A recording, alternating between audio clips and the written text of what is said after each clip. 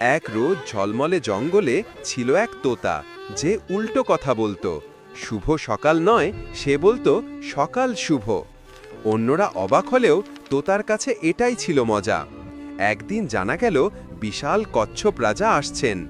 ঠিক তখনই ঘন কুয়াশা এসে জঙ্গল ঢেকে দিল। দুপা দেখাও অসম্ভব। রাজাকে কে পথ দেখাবে? সবাই ভয় পেল। হঠাৎ তোতা চেঁচাল, পথ দেখাই আমি। তোতাটা দেখল কুয়াশা শুধু মাটিতে, ওপরে আকাশ পরিষ্কার। সে মেঘের ওপরে উঠে রাজাকে উল্টো নির্দেশ দিয়ে পথ দেখাতে লাগল।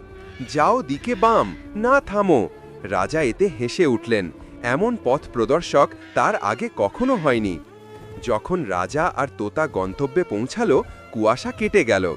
রাজা তোতাকে পদক দিলেন, কারণ তুমি ভিন্নভাবে কথা বলো, ভিন্নভাবে ভাবো।